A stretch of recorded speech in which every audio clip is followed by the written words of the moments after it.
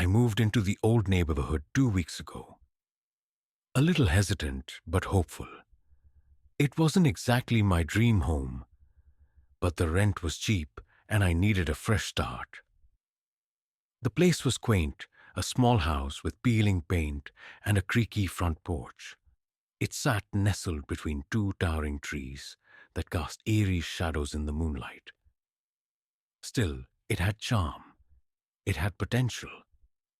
At least that's what I told myself. The first thing I noticed about the neighborhood was its quietness. It wasn't the usual kind of quiet, though. There were no kids playing outside, no dogs barking, not even the faint hum of distant traffic. It was as if the air itself was holding its breath. The only sound was the faint rustle of leaves and the occasional creak of a swinging gate. At first, I welcomed the stillness. After the chaos of my last apartment in the city, the silence felt like a blessing. But then, I noticed the neighbors. To my left was a grey, dilapidated house that seemed abandoned at first glance. The windows were covered in thick curtains, and the lawn was overgrown with weeds. On my second night, I caught a flicker of movement from behind those curtains. Just a shadow, quick and fleeting. I brushed it off, telling myself it was probably just the wind or my imagination. To my right was a neat, well-maintained house. It belonged to a couple in their late 50s, Mr. and Mrs. Henderson. They seemed friendly enough, always smiling and waving, but there was something off about them. Their smiles were too wide, their eyes lingering a second too long, as if they were studying me. Mrs. Henderson, in particular, had a habit of appearing at her kitchen window whenever I stepped outside. I could feel her gaze, sharp and unyielding, following me until I went back inside. Then there was the house across the street.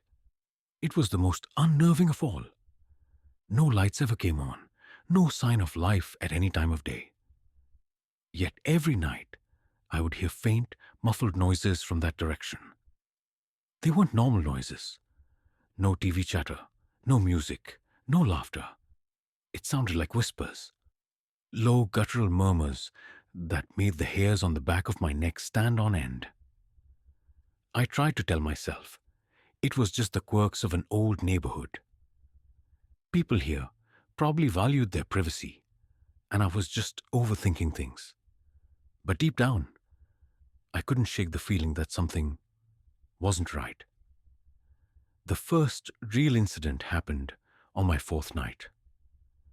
I was sitting in my living room, unpacking boxes, when I heard footsteps outside my window.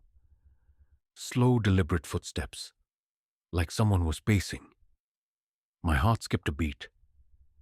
Grabbing a flashlight, I tiptoed to the window and peeked through the blinds. No one was there. I turned off the light and waited, straining my ears. The footsteps came again, this time circling to the back of the house. I felt my pulse quicken. Summoning my courage, I opened the back door and shone my flashlight into the yard. The beam of light caught nothing but empty space and swaying tree branches. But just as I was about to close the door, I noticed something odd. A small, crudely carved figure was lying on my porch. It looked like a doll made of twigs, its limbs twisted at unnatural angles.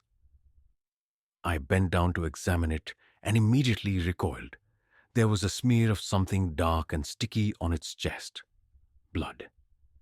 I froze, my mind racing.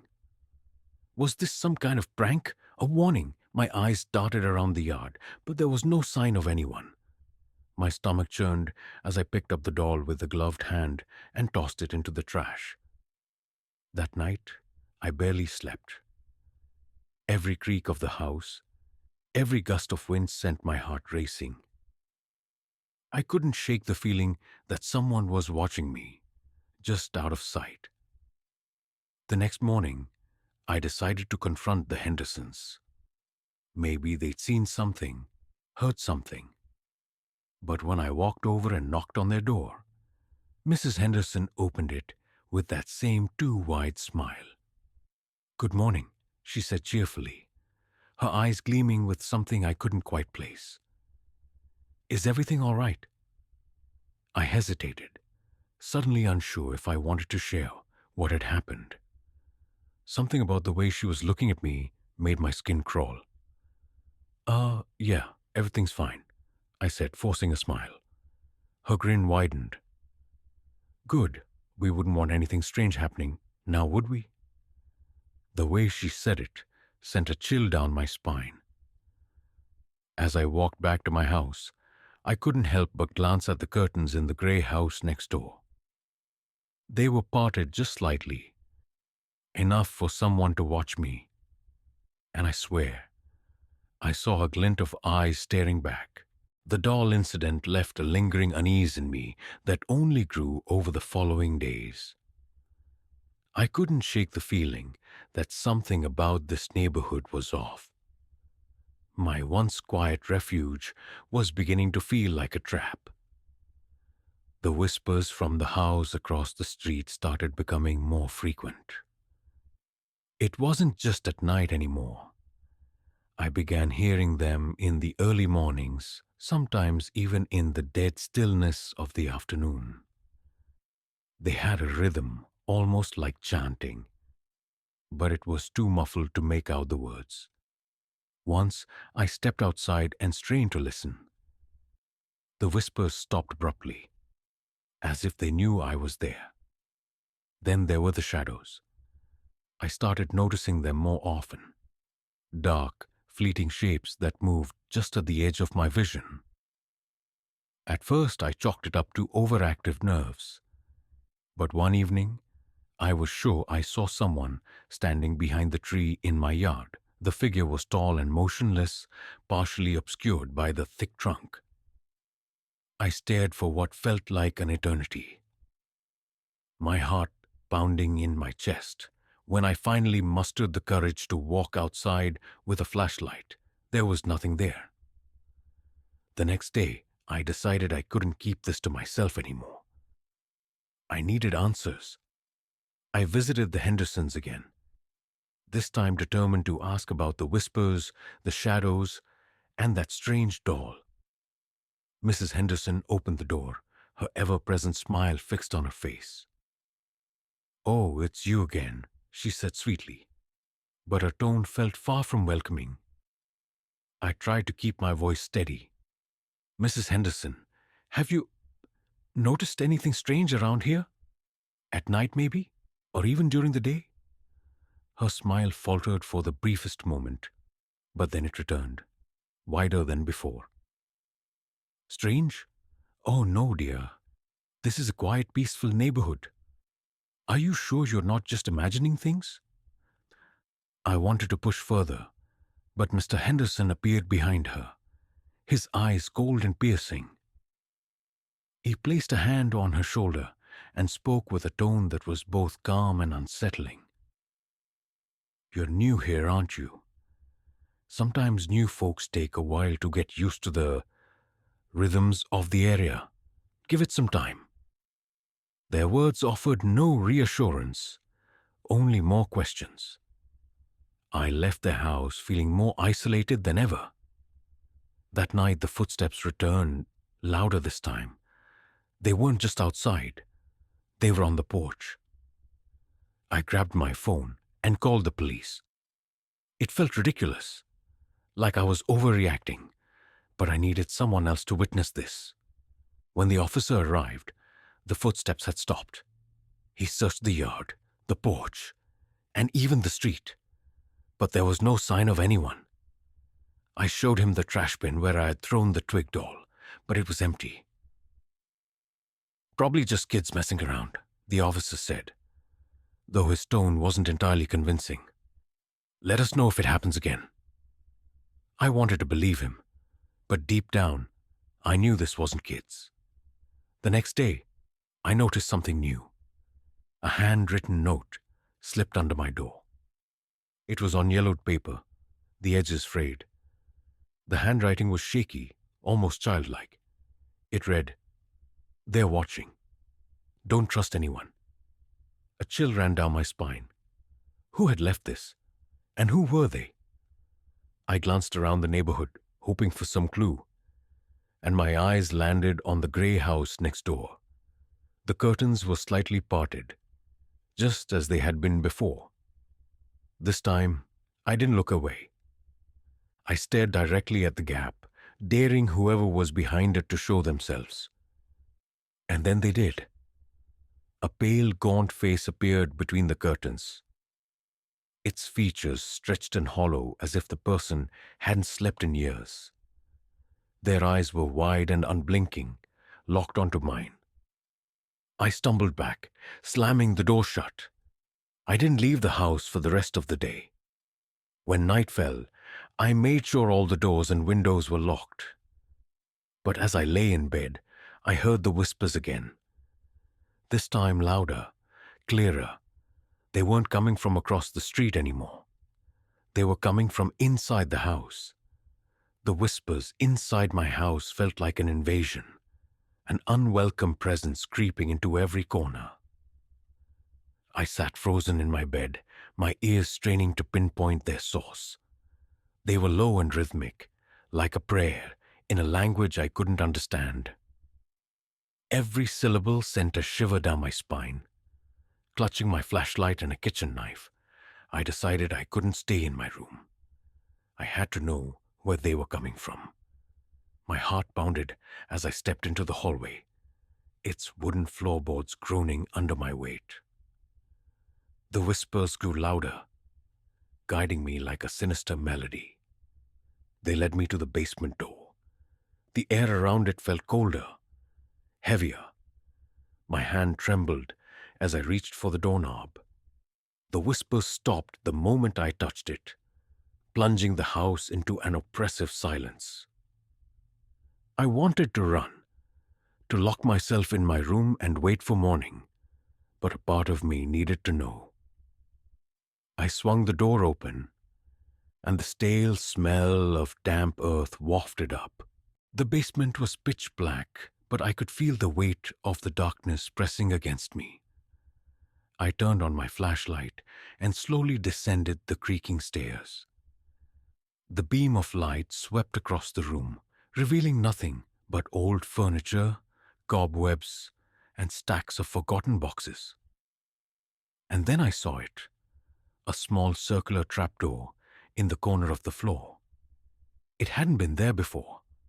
I was certain of it. The trapdoor was slightly ajar, and faint whispers drifted up from the void beneath it. My breath caught as I knelt down to examine it.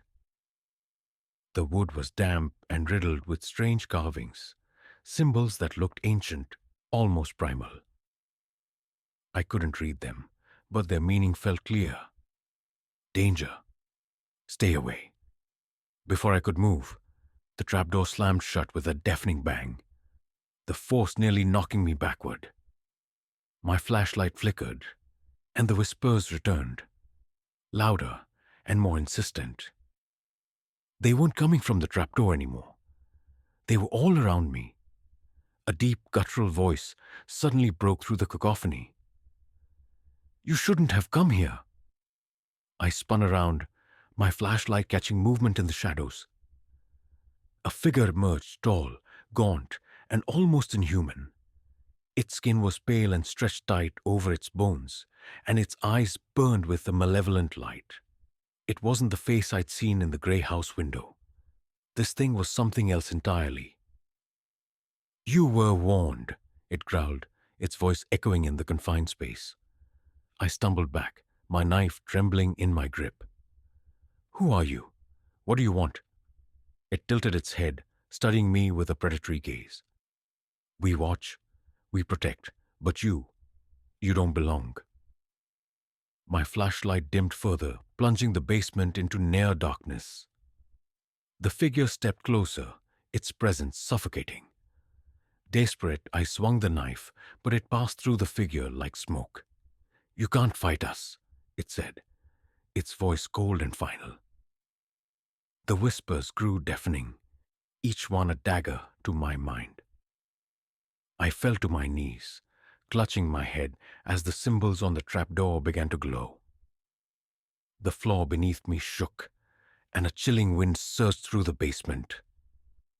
"Leave," the figure commanded, "or stay and become one of us." Summoning what little strength I had left, I bolted up the stairs, slamming the basement door shut behind me.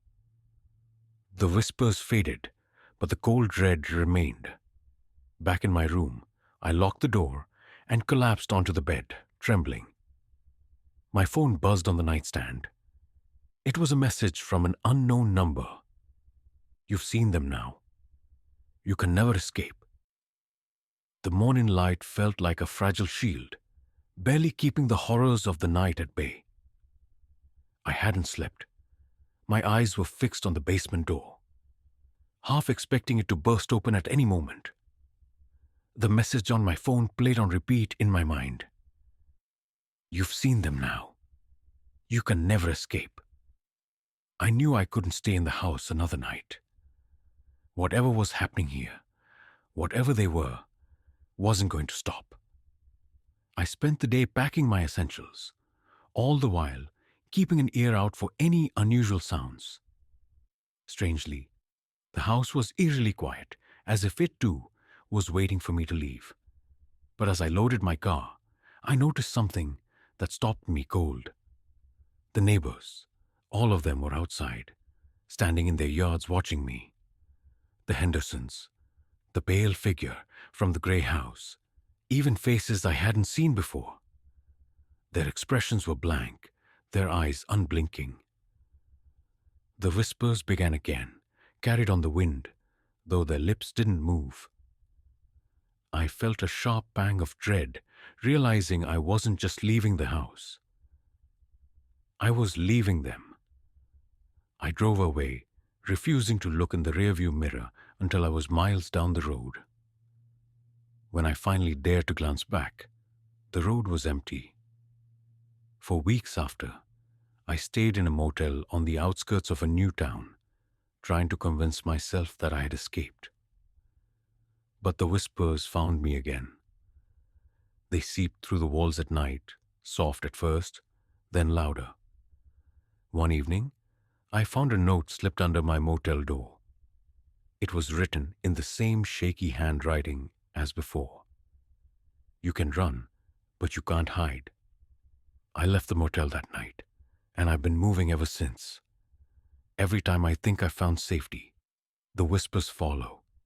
The faces return. I don't know what they are or why they chose me. But I know one thing. No matter where I go, I'll never be alone again.